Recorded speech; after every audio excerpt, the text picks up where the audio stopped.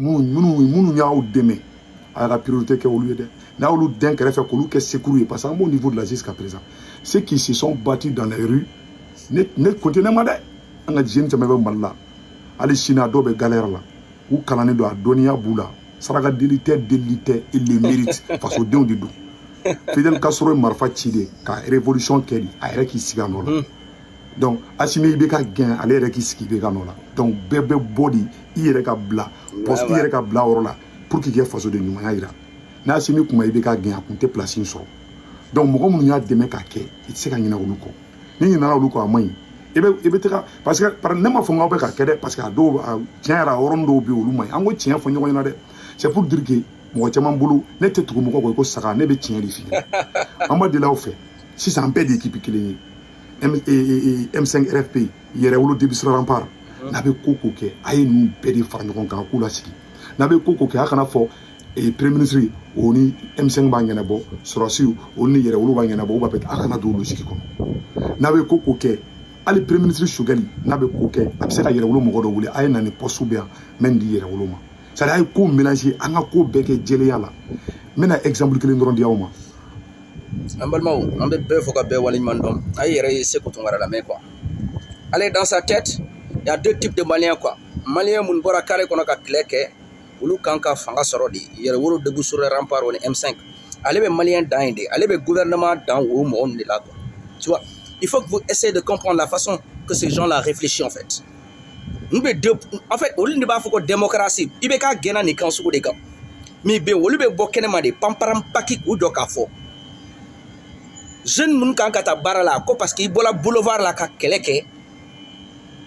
Donc, ou quand qui sera de quoi. Donc, ou quand qui est là donc gouvernement kono de barake quoi. Compétence c'est de no ko parce qu'il y a keleke. Quelle est ma révolution? Ou le révolution est ama mamso de ka ganforo kono. Partage du gâteau, flagrant délit devant tout le monde. Et qu'à compétence, c'est l'homme qu'il faut à la place qu'il faut. Parce qu'il y a quelqu'un qui a donné à la façon, ma copine, qui a façon à barake ou tede. Aïe non, qui boit la boulevard là, qui est qu'elle est de quai. Donc, au cas où tu as eu de administration, ou pas dans ou t'as dans aïe ou t'es de aïe non, comme boulevard de là quoi. Il faut qu'il y ait une mentalité de Malien. Amateur ou de bien, n'amba fola ingena aite sonko danga kumana mais a penni ala woni kirache ne kurani de ne ben bulu fla daka ne amateur ou te ka mali mara billahi ube ka mara tande na te tanga Jimmy Srafe mbebo devant même ibeka clé même non mais laisse tomber même ibeka clé là ni kuma suko te fo mo mon ko me carré kono ye keleke wulde kan kataka do administration ko parce que o me boulevard là quoi. Qu'on asimbe ko kaka yere sara yere woro la soit M5 là quoi mais Malien tonne ben 20 millions de Maliens tonne ben ayuka état d'esprit ya ça veut dire que lebe fanga là ama monso de ka ganforo kono compétence té mais moudé be fort refondation et moudé ko asim ko kone canal échoué là ko génocide échoué là mais est-ce que génocide be da aludema est-ce que asim kanka para kenalu drone de ka faso den to auto. C'est pour cela que je suis pourquoi? Parce qu'il y a des isolés qui sont isolés. C'est pour cela que je suis problème sur problème. Parce que pourquoi on n'a pas des hommes qu'il nous faut? On n'a pas des hommes d'État. Il y a des écartés qui sont écartés. Ou quel est appareil parce que c'est pour ça qu'ils sont en train de pénailler là. On peut bien nakabon nakata de couvrir là. Jamana te marata. Un décalage de même pas un an. En voilà problème mouna. Ibe jamana ta 200 ans jamana te bénisu. Ni problème sou kono. Ibe bini kele bi sinibeta mohore kele. Posons-nous cette question là. Parce que vous n'avez pas amateur ou de. Moi m'y a doté ou te appareil d'état ni don. Ou ta don mudo. Ou ta don jamana be maracho na a maîtrise tout bolo parce qu'il y a peu de gain. Ka be mabo yere là. Ka be ku chuguye. Ou sera na benye. Ni si ko kuma la mais non en fait tu te poses la question on ne peut pas diriger une nation modèle mounier quoi non ko parce que ku ke ta bara la kula do administration kono ko parce que vous pouvez boulevard sans fait qu'il est là malé wayu ka état d'esprit ya nanya billahi transition ni beke ka malien bela di saraka talaw coup d'état même Niko kibe jamala boton kange boulevard mene jite ngura jetea même black ro ka pogon ite moye billahi parce que tellement ni quelle leçon est qu'en servi quoi puis problème ou mani Côte d'Ivoire ni ngonche n'an taara bi fo an bɛ taa Togo de wele Fort Yassin bɛ yen o kɛna problème ɲɛnabɔ ça veut dire qu'an ka diplomatie bɛ min diplomatie kɔrɔ ye di de ne ko bɛ jamanaw ni jamanaw n'anw ni ɲɔgɔn cɛ jamana kɔnɔdenw kana ɲɛnabɔ gouvernement bɛɛ kɔnɔ fana bɛɛ tɛ diplomatie o c'est des personnes spéciales mun y'a dɔn c'est des hommes diplomates olu bɛ yen o de kama ne jamana ye gɛlɛya sɔrɔ ale ni jamana wɛrɛ cɛ économie na soit ko dɔ la olu de bɛ wuli ka taa ɲɛnabɔ n'a taara bi f'an bɛ dɛsɛ k'an ka kungo ɲɛnabɔ ni Côte d'Ivoire ka taa Fort Yassin bɛ de wele ça veut dire que les gars amateurs de sigilen bɛ yan mais sinon Mali diplomatie bɔgɔden de bɛ yen mɔgɔ min y'a dɔn ko téléphone kelen ko nin bɛ ban Côte d'Ivoire gouvernement ma deli ka foyi kɛ n'a ma sara Mali gouvernement la Mali gouvernement ma deli ka foyi kɛ n'a ma sara Côte d'Ivoire gouvernement na famille don bi mɔgɔ de bɛ wele ko to kungo ɲɛnabɔ o ye maloya ko de ye quoi Mali politicien tɛ yen mun y'a dɔn du t'a bolo Côte d'Ivoire soit a bɛ taa ka vacances kɛ Côte d'Ivoire n'a taara Côte d'Ivoire Alassane Dramane Ouattara ka palais a bɛ don a tɛ mɔgɔ ɲininka sans rendez-vous rien du tout o ye bonya de ye pourquoi seli o seli Asim a ma daminɛ Asim na o laadala ko don sagaw bɛ ta ka taa di Alassane ma parce que tellement en fraternité b'a ni ɲɔgɔn cɛ badenya b'a ni ɲɔgɔn cɛ quoi bi n'a kɛra ni problème sugu an dɛsɛla ka to ɲɛnabɔ ka taa mɔgɔ wele mɔgɔ kɛ n'an dɛmɛ o la ça veut dire que les gars on a que des amateurs qui nous gouvernent ale tiɲɛ o amateurs de bɛ ka mara bilahi a bɛɛ ni Ala ni kira cɛ u tɛ foyi de dɔn mais sinon homme diplomatique bɛ yen bi u sigilen bɛ mais en fait maloya y'u minɛ quoi parce que u kun t'a dɔn fo ka dugukolo meleke Côte d'Ivoire ni Mali bɛ se ka problème ni sɔrɔ problème yan da a bɛ régler sur des fractions de seconde mɔgɔ minnu minɛna don min na a ma se que jamana kɔnɔdenw informer diplomatie fila b'a ɲɛnabɔ duguma a tɛ kɛ mɔgɔ tɛ bɔ a kalama nin mɛnna diɲɛ kɔnɔ jamanaw bɛ problème sɔrɔ or que jamana kɔnɔdenw tɛ bɔ a kalama o ma daminɛ bi o mais pourquoi il y a une médiatisée parce qu'il veut toujours être victime parce que victime ni ne b'olu ka fanga sinsin ka taa propagandiste ta kule la radio ni télé la mais n ka cɛ i ye fɛrɛn sama dɛ depuis Togo nana i ko k'i bɛ na en missile en puissance mais i ye émission mun kɛ kunna rebolote don rebolote i segila kuma kelen dɔrɔn de kan mais révélation ma na dɛ i kun m'o fɔ an ɲɛna dɛ ici tous les membres du CDR sympathisants n b'aw deli de quoi n b'aw deli de bila parce que kɛlɛ n bɛ ko kelen fɔ an ɲɛna kɛlɛ bɛɛ n'a fɛɛrɛ don kɛlɛ bɛɛ n'a kɛcogo don adamaden n'i y'a dɔn ka ban a t'i kamana gan quoi n b'aw deli de tous les membres du CDR sympathisants mun bɛ vidéo kɛ a ye kana tɔgɔ fɔ a ye kana ka photo bila a ye kana ka vidéo bila a y'a to yen dɔrɔn an kɛ kumaw gulon quoi a y'a to ne n'ale cɛ bilahi n b'a siri k'a da ni n t'a kɛ ko bɛ bɔ n na n t'a tɔgɔ fɔ n t'a jamu fɔ n t'a photo gulon mais n b'a minɛ o ye fɛɛrɛ de ye o ye kɛlɛ fɛɛrɛ de ye parce que a bɛ ka taa kɛlɛ fɛɛrɛ mun na ne b'a fɛɛrɛ dɔn a bɛ ka na dɔɔni dɔɔni a bɛ ka na dɔɔni dɔɔni n'i ye mɔgɔ o mɔgɔ ye don o don a bɛ ka bɔ k'a yɛrɛ jɛ an ka cɛya jo t'a bolo sinon ne tiɲɛ b'i bolo a ma se kɛ mɔgɔ jaabi i b'i kɔ kɛ bɔ de o comme Gidi b'a fɔ cogo min rétroviseur Touré ne ye gosili kɛ a n bɛ ɲɛfɛ i bɛ kule i bɛ bu ni bɛn ni sagakule ni bakɔrɔniw kɛ ale taara o temps de bɛ raison d'ale ma o mais ale t'a sigi k'a yɛrɛ justifier mɔgɔ ye donc n'i y'o ye dɔn mɔgɔ la ka ban i tɛ sɛgɛn